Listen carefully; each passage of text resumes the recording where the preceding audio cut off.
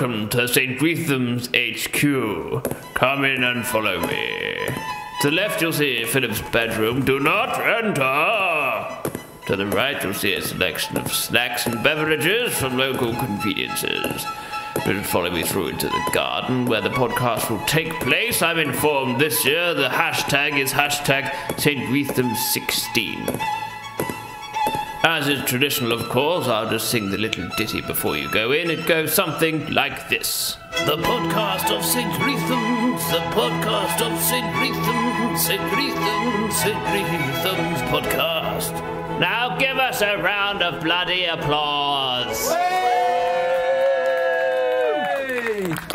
Ladies and gentlemen, welcome to the live St. Reatham's Podcast 2016. This is not only not the first, this is actually the second ever live podcast we've done. So it's a new record for us. Yes. Every time we do it, we break our records. Except for the next time, it's going to be the third, and third time is lucky. So that's my hope. And on the third and a half time, we're going to have an anthology special. Anthology special. Yeah, to celebrate our golden greats. Yeah, we're really gonna milk bring it. the Really milk down it as much as we can. I'm joined here by Ed, who's Hello. the brother. Hi. Oh, Say hi, everyone's Ed. waving. That's nice. That's nice. Hello. Hi, Mark. Can you? It's like a can you hear special us? bus. I love it. Yeah, Everyone's waving. Everyone's waving. Everyone's really nice. It's like a school trip. And this is Henry. Say hi, Henry. Henry is not a brother. Hello. Henry's not a brother. But he's not. He's white. Yeah. He's white, yeah.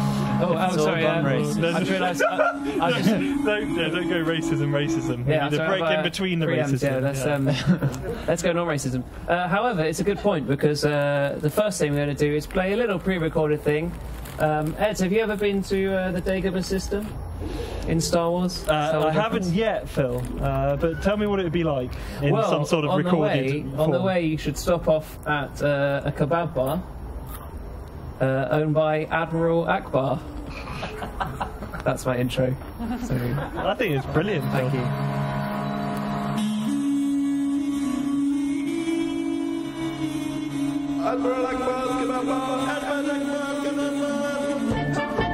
Come to Admiral Akbar's Kebab Bar. Fly by the far side of the forest moon Erendar to refuel your hyperdrive after a hard day's work destroying the Death Star. Our prices are lower than the shields of that Superstar Destroyer after the Y-ring flew through the bridge window. You remember? Sure you do. Order now and get a free coupon for Cloud City Fried Chicken. Nando's Calrissian. That was never the deal. Hi, I'm Nando's Calrissian. Did that old rogue Admiral Akbar send you? Surely you belong with us, up in the clouds. And hey, we might be up in the clouds, but our chicken prices are lower than the pit of Sarlacc. The place I nearly fell into in the third one. You remember? The second one I was in? Sure you do.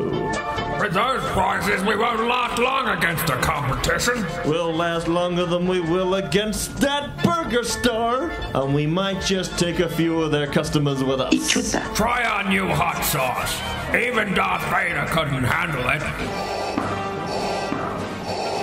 The sauce is strong with this one. What does Yoda think? Bit chewy for you? Admiral Akbar's Kebab Bar. Come on down. That address once more is the far side of the forest moon of Endor. It's not a trap.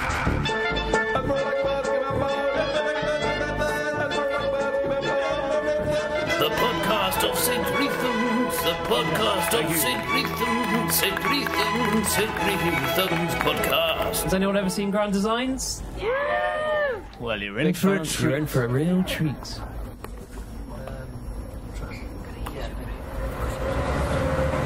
The City of London is the beating heart of the UK economy. More than 1 billion people pour into this square mile every day, working at the many financial institutions, insurance firms and newsagents that are based here. With so many people and so many businesses, it's not surprising that the City of London is one of the most developed parts of the world, beaten only by Dubai, Manhattan and the Forest of Dean. But can this hectic setting work? Not just as a place to build a business or for later falafel, but as a home?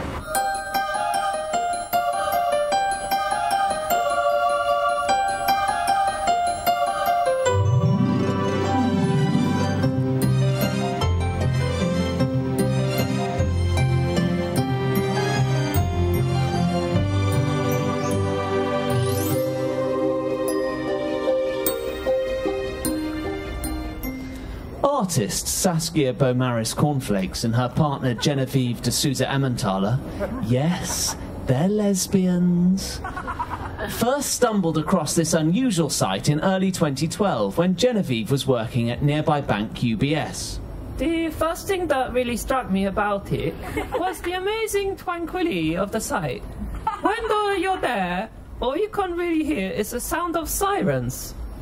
This is a massive building right at the heart of the city, and yet it's really tucked away. You just come round the corner and suddenly it's there. It's really very imposing, and even though in the scheme of things it's not that old, you just feel its history. Saskia and Genevieve, who is of Swedish-Chinese descent, purchased the site for £726 million. They have a budget of £300 million with which they intend to transform it from a 41-storey multi-let office building into a fully functioning family home. The circular building, located at the centre of London's insurance district, was designed by Norman Foster and completed in 2003. Rising, vegetable-like into the London skyline, its immense floor plates provide over 500,000 square foot of space, clad in smoky black and grey glass. We do have some concerns about whether the building's going to be enough for our needs. I mean, I've got a lot of shoes. It's partly Saskia's shoe collection that has led the pair to seek planning permission for 2 extensions. Mimicking the circular form of the existing building, the 2 spherical 10-storey additions will cling to the base of the tower. The eastern sphere will function as overflow wardrobe space with an ensuite bathroom, while the western sphere will provide a vegan yoga studio for Genevieve. The build programme for turning this commercial space into a luxury residence is an ambitious 12 weeks. During that time, Saskia and Genevieve will be living in a 5-storey, 8-bedroom, 12-bathroom, architect-designed townhouse that they've had built specifically for this purpose. At the end of the build, Saskia plans to bulldoze the temporary home in front of an assembled audience of homeless people as part of an ongoing art project on the cruelty of humanity. There's so much that could go wrong with this project. This is a modern building being redeveloped on a very tight budget. If costs overrun, the couple could be forced to raid their savings or even sell some of their holiday homes. And the construction schedule is incredibly tight. For this couple, every day that the programme overruns is another day living in a house with fewer than 9 bedrooms. But, strangely enough, these aren't the risky elements to this project. No. The main risk here, something far more fundamental than budgets and timings, is that the whole building could end up looking like a massive cock and balls.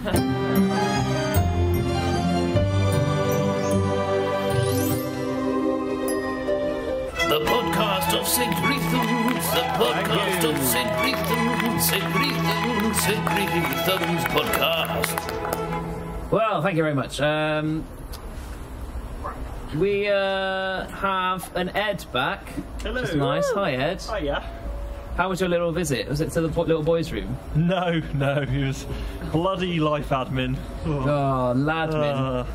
I was thinking the other day about how I'm getting I'm getting old, and remembering back in the old days what they used to have. Do you remember the old days? Yeah, I do remember the old days, the old MySpace days, as we call them now. Yeah. Yeah. But I'm thinking about how now people look back in the old days. Do you remember years and years ago when men used to have beards and listen to a lot of vinyl?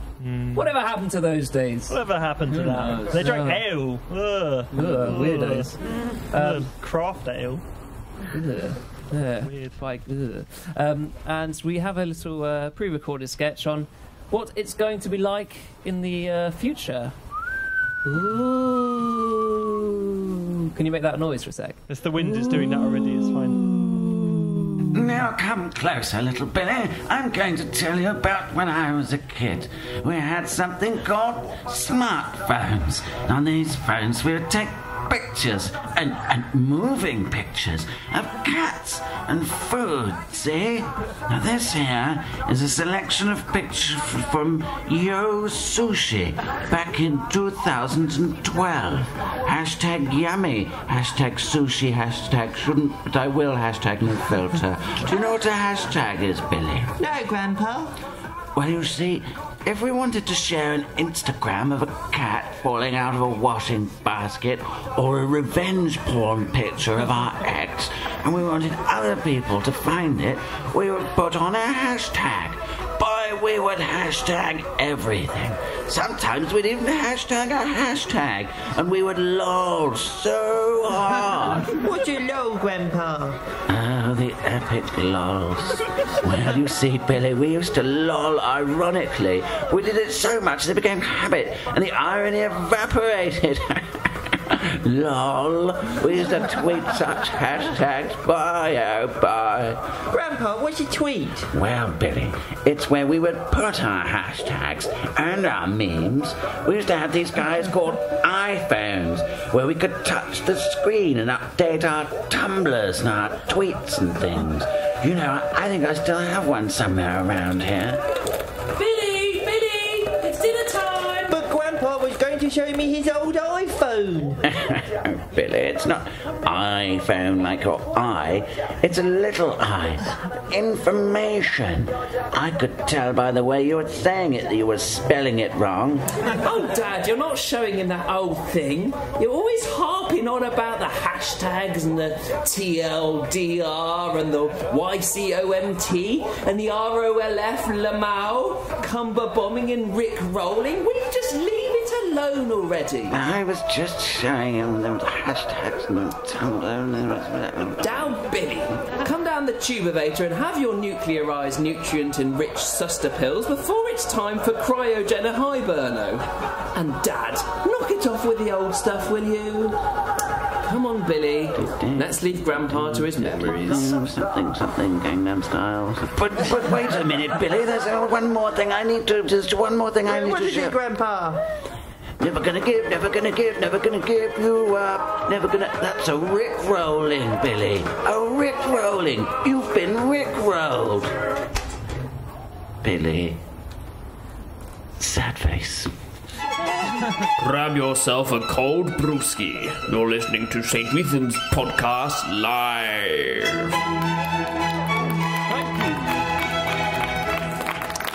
And now it's time for a bit of motivational speak, because I think everybody needs something to just pick them up. So please welcome Barbara Inspire, everybody. Hello. Now, my name's Barbara Inspire, and I'm a motivational speaker and professionally activated life coach. Now, as a professionally activated life coach, I've been helping people to achieve all their dreams, goals, ambitions and dreams for about 2 years now, which was about the same time that I moved on from my previous dream of being #1 singer-songwriter in the world to my new dream of becoming a life coach. Have to say, infinitely more achievable, much easier. Now, what I do is I use a combination of scientifically tested neuro-linguistic programming, hypnosis, and wordplay quotes to inspire you and give you the tools you need to easily achieve all your dreams, ambitions, wishes, and dreams. Now, I don't do make-believe, but I do believe in making your dreams come true by believing. A new technology I've invented, which I've coined Make Belief. And believe you me, there will be coins. Now, it's true that my professionally activated life coaching costs a lot, but without it, there are a lot of costs to you. I'm talking, of course, about your dreams and ambitions. Now, there will be skeptics out there, but these are sick people operating on a lower frequency to life coaches and their fully played-up clients. And actually, recently, during a seminar I was running called How to Achieve Your Dreams and Goals Overnight Using NLP, one of these skeptics approached me and said, "Barbara, you're talking rubbish."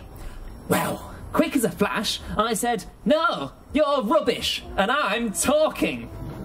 Well, the whole audience erupted in rapturous applause and the skeptic was banished from the conference centre before I was held aloft by the adulating crowd and paraded around the meeting room by my audience. When they put me down, I held that moment and I just said calmly, "Now, where were we?" To rapturous applause. It just goes to show, as I always say, when you believe in yourself, you have self-belief. It reminds me of a wonderful quote from the spiritual guru and motivational life coach Chip Phoenix, who says, and I quote, "It may feel like you're starting with nothing, but in starting with nothing, nothing gets started." Even the phrase completely unrealistic has the words complete and real in it. And, of course, tick, a symbol famously used by the likes of Nike, Sure Sensive and High Tech. The tick really affirms the positive message that with my coaching, completely unrealistic becomes complete and real. Tick. Now, one word we don't use in life coaching is impossible. Impossible actually comes from a combination of the word imp and possible. Because back in less enlightened times, this limiting phrase was used to suggest that what you were trying had literally short possibilities, like an imp. Imp possible. But, as the spiritual life coach and motivational guru Chesney Vishnu says, if you think it's impossible to think. Can't isn't a word in my vocabulary either. Neither is anti-disestablishmentarianism. Who says that? Seriously. And I never say never, except for when I'm saying that I never say never, or when I'm explaining that I never say never, except for when I'm explaining that the only time I never say never is when I say I never say never. Well, now that's clear, I just know you're going to get a hell of a lot out of this, and I'll be signing my self-published book, Inspire Nation, How to Achieve All Your Goals and Dreams in 5 Easy Steps Your Mate Won't Believe #4, by Barbara Inspire at the back. So do come along and purchase one. Now, it's nearly time for me to go, but I'd just like to leave you with a story. That's the story. There was once a wise old Shaolin monk who couldn't cross a river. Now, he didn't have a boat. All he had was a chicken and a bag. And do you know what he did? He believed. He believed in himself, and he achieved all his dreams and ambitions. Thank you. Hey, you! Yes, you on the ground. This is the St. Reatham Podcast. Live.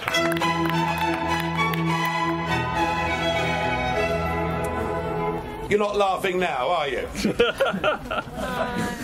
Nigel next. Has anyone been to Northern Ireland recently? Give me a cheer if you have.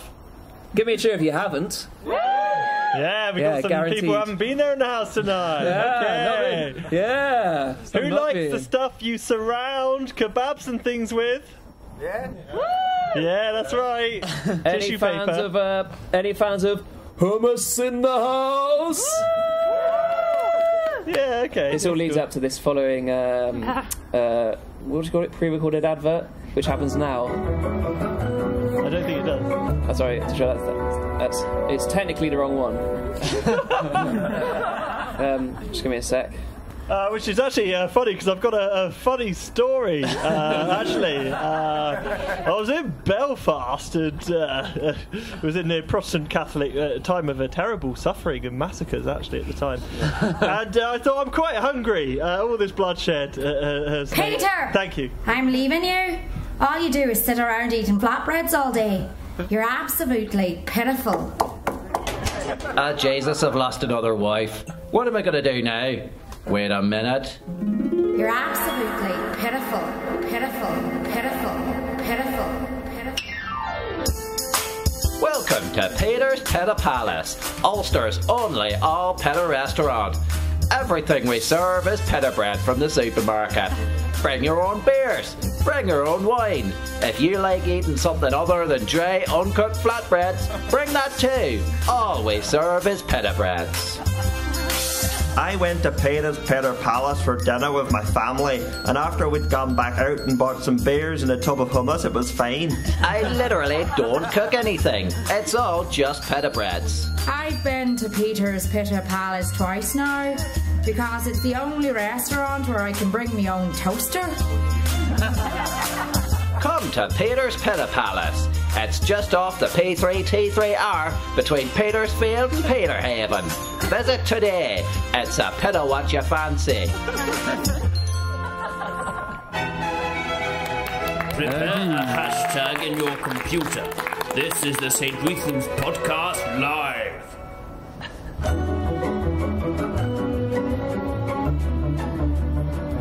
Do you want to send racist, offensive, yet personalised material to your neighbours? Did you think that voting for Brexit meant the immediate deportation of people who appear slightly foreign? Do you find the world a big and frightening place? Do you fail to comprehend the creeping forces of globalisation and social integration? Did you fail to understand any of the words in the last sentence? Don't worry, help is at hand. Moonbigot.com will help you send hate-filled salutations and gifts with that personalised, authentic touch. Our range includes religion and skin colour theme cards, self-igniting turd in a bag, flaming cross delivery, yes, we do council flats, bacon through a letterbox, nail bombs, a subscription to the Daily Mail, low quality inflatable rafts. Moonbigot.com. Today. That's it, got it.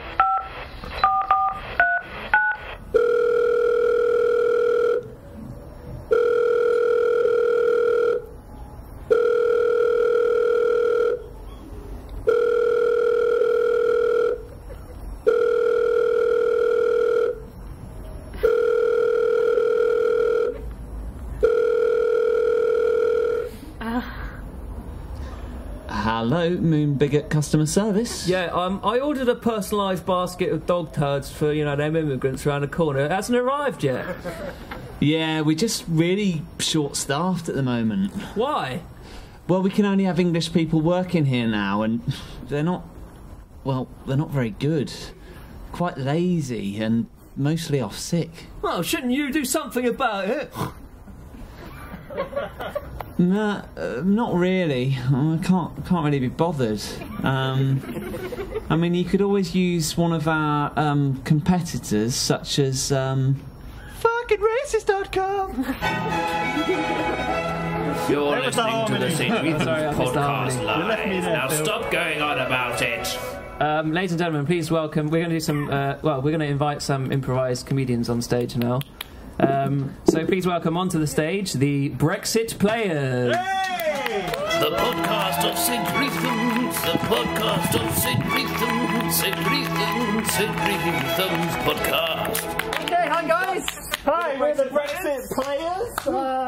We're just an improvised comedy troupe. Just make it up to Yeah, just make it as Nothing prepared. We're all about 20 grand in debt. We did degrees. What about you? So yeah. Your suggestions. So the Brexit Players, we're ready for a new era in comedy. We won't stop. We won't stop. Yeah. We won't so stop. let's just get a whole scene going. Do some warm-ups So first. we're just making up. You over there. You. What scene shall we do? Come on. What scene? You, the little one. Scene. Eat. Scene. Come on. Anybody else? Okay. We need a place. Loves it. We need a place. He would cry. Maybe a place. Trafalgar Square. Trafalgar Square. Okay. We need a year. A year. 1985. 1985. A lot of work was there. That's really good. Yeah. So then we need. Maybe a genre. Maybe like Western or like a film thing. Silent film. Silent film. Right, okay, rom-com. Very good. Definitely rom-com. And we need a language. French. So we've got a French rom-com 1985 in Trafalgar Square. Okay, let's do it. So the Brexit players will now perform this scene. Okay. With no preparation. Right, I thought one of you was coming up with a plan. Where's your plan? You said we should be the Brexit players. No, I think I've kind of achieved. Look, we voted for the Brexit players. No, we voted. Yeah. Where was the plan? You said you had a plan. I've achieved. We're supposed to take comedy back. I want to achieve this, so I'm just kind of going to lead you guys into this. Yeah. Well, you know what, mate? No, mate. Do you know what? You forget him. He was rubbish. He was never a talented. Just hold the fort, and I'll see what happens. Well, I feel that during the Brexit players, it's really mission accomplished. So bye. The podcast of St. Reatham, the podcast of St. Reatham, St. Reatham's podcast.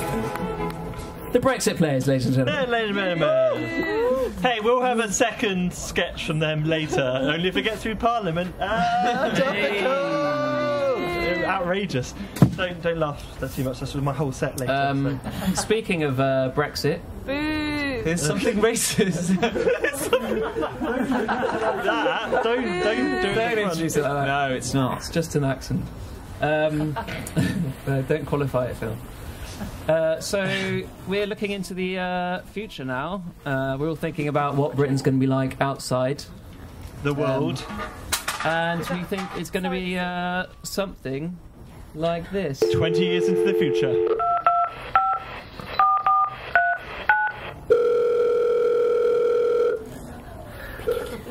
Hello, Punjab Information Systems. This is Sanjay speaking. How may I help you? I have a problem with the internet. It's not working. Sorry. Could you speak a bit slower, please, sir? What? Can't you speak Indian English? Oh, wait, I see. This is one of those British call centres. No, sir, no. This is Mumbai call centre. Lovely, hot, dry weather we're having. Like an Indian summer, or as we in India call it, a summer. Let me just close the window.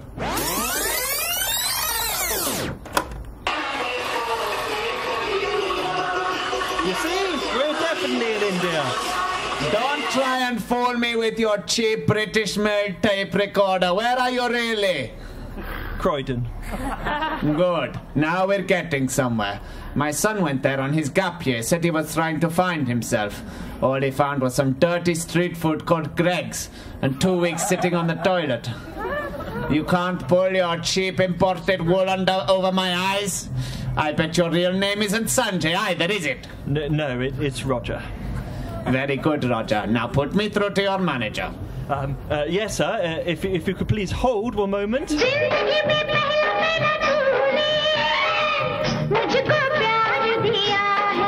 Hey, stop that! I think we got away with that. Grab yourself a cold brewski. You're listening to St. Reatham's podcast live.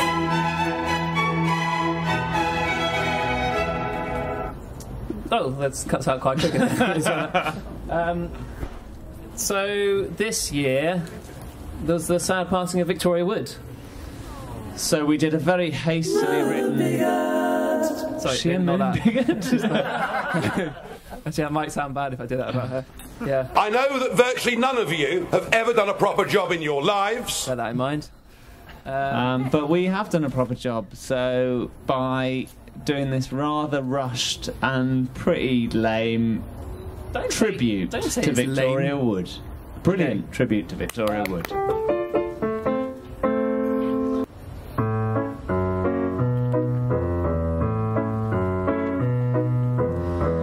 La la la la la la la la la la la la la la la. Can I tell you who I am? I'm Samuel Undergoodkin, but they call me Sam. I don't like fish or foreign foods, never worn a pair of sandals, never owned a snood.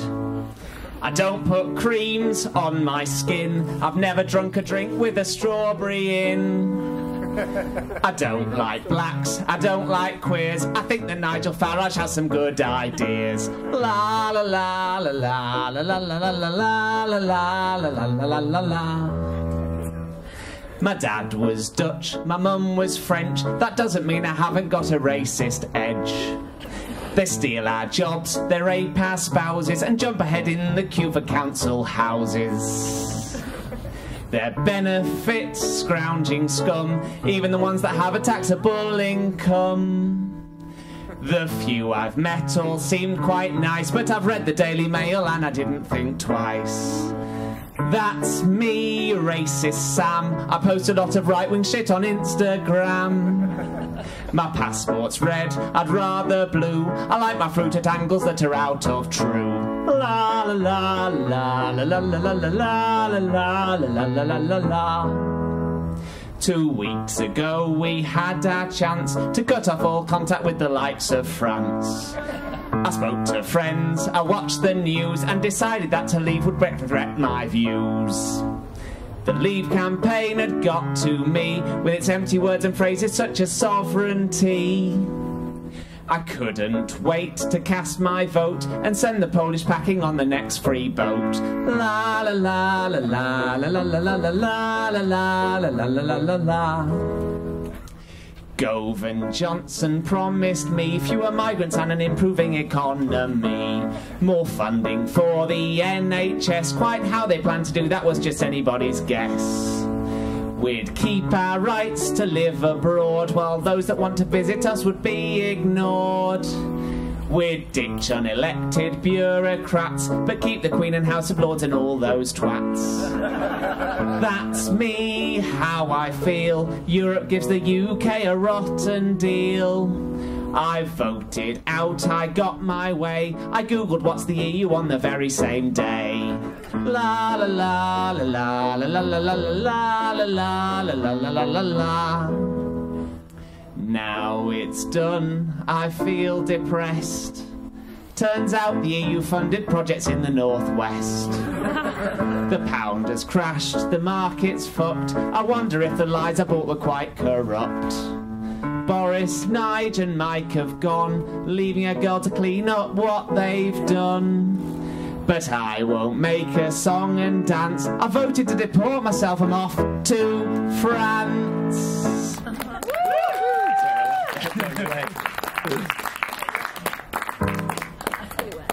The podcast of St. Reatham, the podcast of St. Reatham, St. Reatham, St. Reatham's podcast. Thank you very much, ladies and gentlemen. That was the St. Reatham's podcast. Grab yourself a beer and sit down. Disgusting. Well, thank you for attending this second live edition of St. Reatham's podcast. Hashtag St. Reatham 16. Now, as is traditional, I'm sure you know by now, I'll just sing you the little ditty on your way out, and it goes something like this. The podcast of St. Reatham, the podcast of St. Reatham, St. Reatham, St. Reatham's podcast.